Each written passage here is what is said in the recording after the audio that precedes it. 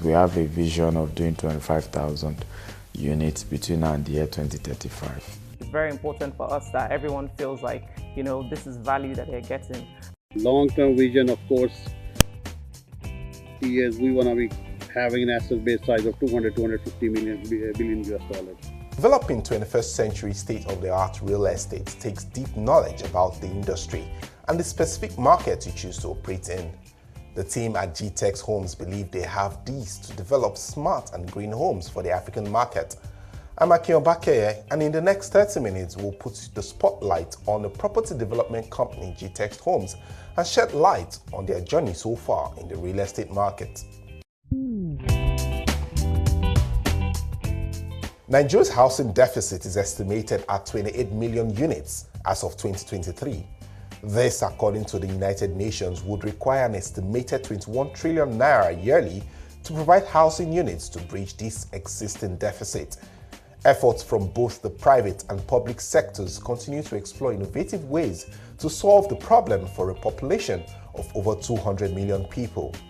High materials cost, lack of access to good infrastructure, building collapse, lack of affordable mortgages, deficient housing financing arrangement, high interest loan conditions, delay in processing legal documents, and poor housing policies are among the many challenges facing developers in the industry. For GText Homes, every industry has its challenges. Hence, that of the real estate sector is not an hindrance to providing a 25,000 green and smart home unit by the year 2035. We get to find out the company's journey and how it has been able to stand out from the crowd in the development space. I think when we started, it was still the typical, you want to buy land, you go to native families, so the few companies, because I started as a broker, so the few companies were new, it was just an emerging market. And by the time we then went into development as well, the market was still a bit new.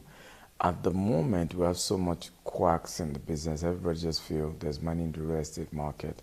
And so you're seeing everybody wants to do real estate. Unfortunately, it's created its own problems where even that now, people are going to development. They don't know anything about development. They've not studied the market.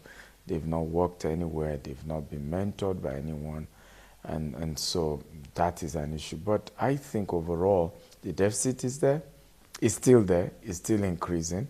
There's still some figures differ. Some will tell you 16 million, some will tell you 20 million, some will tell you more than 20 million housing units. But even if we meet our target, which is we have a vision of doing 25,000 units between now and the year 2035, even with that, it's just a drop. Hence, when people tell me is the market saturated, I say no. We need more players, but we need quality players. We need people who understand what the business is about, what the risks are, how to price properly so that they don't just take clients' money and they're not able to deliver at the end of the day. When we were to go into development, we didn't want to do what everybody was doing. So first we started with site and service. And even for that, we said, how do we make ourselves different? So we decided to go into more of right locations where right now we have clients who bought land from us, and in 3 years they're already recording over 500% return because we're targeting places where there's massive industrial expansion. We currently have over 5 estates in just Dangote refinery budget. So you have a huge housing deficit right there, land right there people want. So we're able to make sure our locations are quite unique and the value goes up. But not just that, we then add value to the land. So we fence it, put solar, we're tying the road to where your land is. So that way, it's not just, oh, I bought land and then there's no proper planning, which is part of the problem, really. You see so-called estates and then rain will come and then you'll see the whole place flooded. What happened to the engineering, the drainage structure that needed to have been, taking place? What happened to all that? And I think that's the market we kind of tend towards, that people want quality, people want something tangible, reliable, not necessarily affordable. And, you media people like to affordable. But in reality, there's no such thing as affordable real estate. There's only subsidized real estate. There's only more proper funding institution. In the US, houses are not affordable. The vision is to develop GText homes as one of the leading company in Africa and build this 25,000 green and smart houses by 2035. For that, my coming in brings in two aspects. I'm here to strengthen the operational side and build up the strategy, how to achieve it fast, because you know construction styles in Africa may not be at that pace we want to achieve in Dubai. You see prefab structures coming in, you will find roads in a month time or a bridge coming up. So we do understand there are limitations in Nigeria. This is one aspect we want to work on. We are trying to hire some experts, construction project managers who should be joining our team fairly soon. And second, most important, you cannot support any growth without funding. In Nigerian, we have never dealt, GText group has never dealt with the commercial market. We have zero loans from any commercial banks. And for obvious reasons, you know, the inflation, the pricing, and we are not comfortable to go into that kind of relationship. What we are trying to do, we're trying to explore the capital markets within Nigeria and overseas. And I have seen personally a lot of interest. I have been, last 2 months, I have been in Dubai. I see a lot of investment banks are looking to invest here, provided there is someone who can give them that confidence. Africa is safe. There are rules and regulations for their repatriation of funds, because this is another issue on the government level we have to see, because there have been issues in the past. So, and another part, people need to come into Africa. For example, my coming in itself is a manifest that Africa is safe and there is an opportunity here. It's a huge opportunity, it's a huge land. We are looking to expand outside Nigeria. We're looking at Cameroon.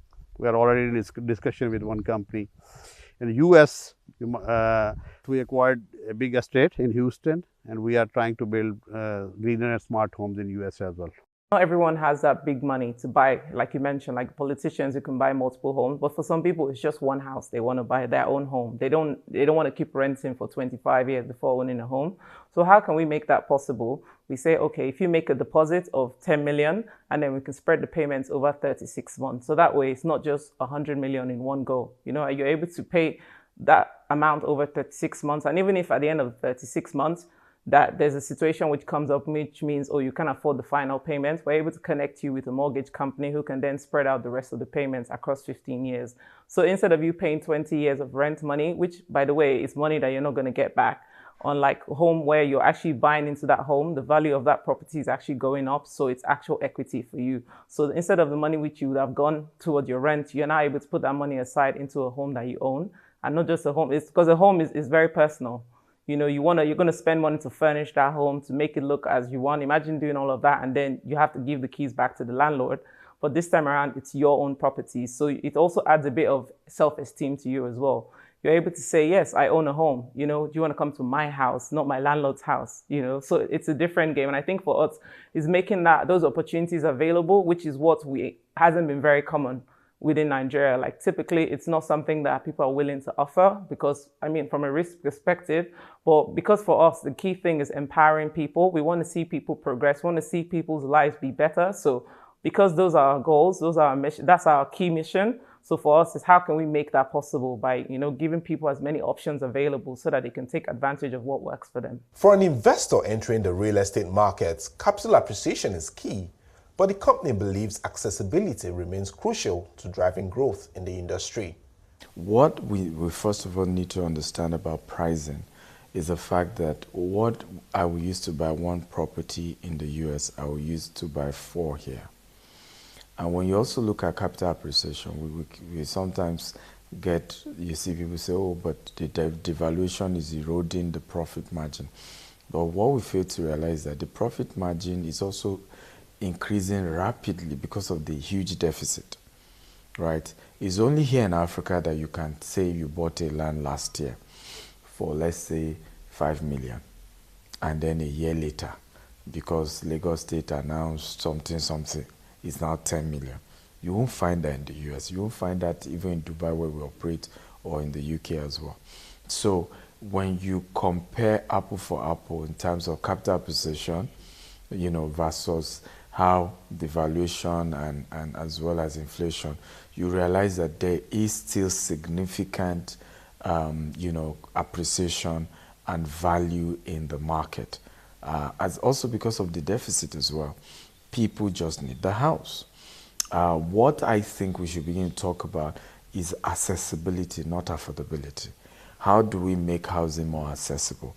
I still don't understand why people have to do cash buying for real estate in Nigeria, right? And it's not our fault as developers. It's the banking institution. It's their fault.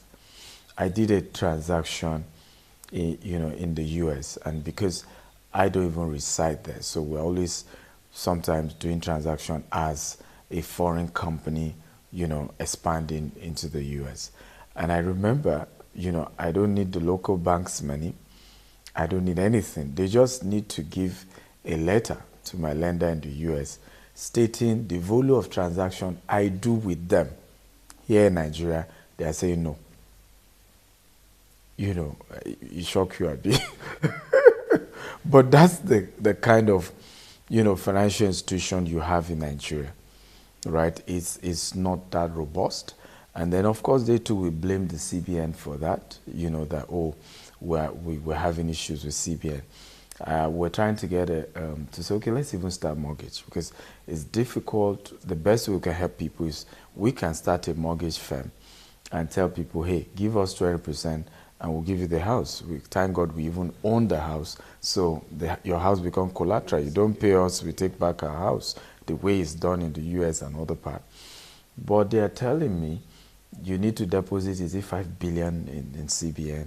We want to grow, but a substantial growth, a sustainable growth. We're targeting these homes which are eco-friendly, smarter and greener. We are unique in the market. But at the same time, we're conscious of the fact, and we are doing all the risk management, even arranging funding, looking at the Nigerian real estate space. There is a competition, but I think we're unique in and we might not be the cheapest in the market. So our target market is little different than maybe our competitors. And there are always, we see a lot of interest from Nigerian diaspora outside. So even we have an investment arm, we call GText Capital. We do take investments and give them yearly returns. That's also a very secured structure. So we are conscious of the fact there are risks around, but we plan year by year a sustainable growth. GText Holdings says the bulk of their clients are people in the diaspora, and this drives their strong focus on meeting the quality standards of this too peculiar group. Also, you said land is abundant in Nigeria for one, which is really good. But what we found is a lot of people were only concentrating on the very highly populous areas, but they didn't realize that when there's an area that's coming up, that means there's more opportunity coming. So now, if you imagine that many years ago, Lekki wasn't what Lekki is today. A lot of Lekki was sandfield. So some people saw into the future and they bought into Lekki, and now they're enjoying the rewards, because at the time when they bought compared to now, some people cannot afford the cost of them now. So what we're also doing, one of our properties in Ibeju Lekki, we've discovered that Ibeju Lekki is going to be the next future of Lagos. All of the big refinery, remember we've got Dangote's refinery across there. We're most likely, in the future going to have an international airport there as well. So you want to be where you're able to buy now at a price which by the time that area becomes developed, the value of your property will go up as well, just by nature of the fact that area, at the time when you bought, it wasn't what it was. But now we're in an area where, people can come in if they can afford it now. 10 years down the line, the value of the property has gone up. So in reality, we're not just going after the land that's already been built. We're also looking at the new opportunities, which is the beauty of being futuristic about it. Most of our because for us, we're focusing on green and smart homes. A lot of companies are not thinking about that. So we're a very futuristic company. For us, we're not just looking at it today, because as we all know in Nigeria, things change very quickly. But one thing that wouldn't ever change is the fact that the value of land will always keep appreciating. We are trying to build a very secured and collateral package for whoever funding is coming. First of all, there will be land-backed securities. We'll offer a full collateral package plus corporate guarantees. We will incorporate some incentives for these investment banking. Going down the line in 20 years, we might do a valuation of the business. We might take it public on the stock market. We might offer them some equity discounts. Tomorrow they can actually become shareholders in the business. So we have this kind of long-term planning going forward. So yes, there are issues at the stage, but I see a lot of growing interest coming into Africa, because there's a lot of money sitting in Europe. For example, I was in discussion last week with an asset manager company in Zurich. They are paying, there's a negative interest rate on deposits. So they are looking market like Africa, where they can invest in a secured platform. Greener and smart is the future. This is happening globally, and there are no boundaries for that. So Nigeria will not be in a standalone situation where the trend, we are trendsetters in Nigeria, and going forward you will see the competition will follow us. Looking on the investor side, I have seen growing interest of the investment banks in this particular market niche. Yes, they want to be secured, they want to have a collateral package which will satisfy all their requirements, but at the same time, even the shareholders or the hedge funds, they prefer this kind of investments which are socially responsible, and at the end adding back and giving back to society as well. There's a go on that, because we're talking of green and smart homes there.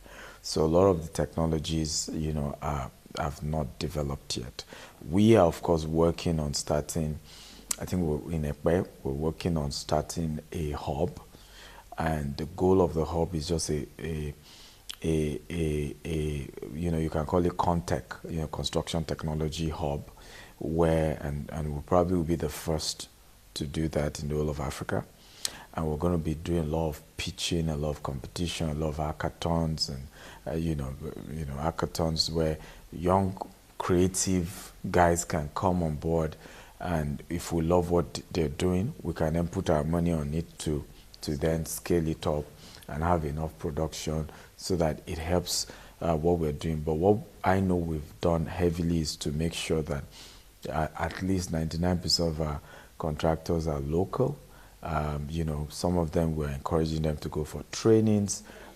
Some of them we're doing everything we can. What does the future hold for GText Homes? What we are trying to achieve as a company, we want to develop but a sustainable model. We don't want to over expand or overburden our balance sheet. Even the funding which we are trying to aim, it will be project basis, so the cash flows are secured. It goes back from itself during the life cycle of the project. So we don't want to have a typical general lines and overburden ourselves. And what we are thinking, and I'm in discussion with some asset managers and hedging companies, we're trying to do some hedging arrangement around NERA in particular. It's a tough call. Even yesterday we were in discussion with one of the senior politicians. So he mentioned, he said, all is good if few things are tackled. And I hope we can achieve, and we are very optimistic. Well, it's to be the largest green and smart home developer in the world, right? And beyond that is also, because what people don't know is that our vision is just, you know, evolving phase by phase.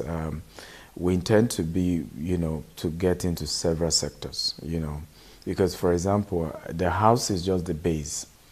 So when you build an estate, they need to shop, right? So we intend to, at some point, have some of the largest retail, you know, infrastructure in the whole of Africa. You know, they need to go to movies, they need schools. So for us, is we must build Africa, and Africans are the only ones that will build Africa. Thinking that foreigners will, is when they see how much you've put in, that they can say, okay, let's support you. I mean, it was Emiratis themselves who started investing in Dubai, in UAE, that convinced external foreigners to come and start investing. So we have to do it, and we're working on that. So for us, is media, entertainment, retail, agriculture. We're already into agriculture because we're a group of company. Tech, we're already into tech, but there'll be heavy expansion in the area of prop tech, fintech, and so on. Some things we don't need to share now, but it's definitely a mega vision. But for us, is the short term is achieve the 25,000. Now you have the foundation to now begin to put all these other things on. Yeah. So you start with 6-month internship. We have a program scheduled. We onboard you into the system. Then we have you go through the different onboarding stage where we're going to teach you how to market, we teach you how to sell, we teach you how to be bold, we teach you how to understand the product knowledge. So there are a lot of things that you're going to learn within that 6 months. We also give you the power to be free, to be yourself, to, contribute to why you are, even while you are, running through your internship program. You have the right to explore, to bring in your own ideas, provided it matches with the company's culture and all of that. So we put them through that 6-month internship training that would help them to brush up. So your skills doesn't even matter. We have a lot of people who study Yoruba that are with us, and they're great marketers now. We have someone that used to be, she used to be a therapist, and a lot of people, but they come into the company without knowing or having any skill at all.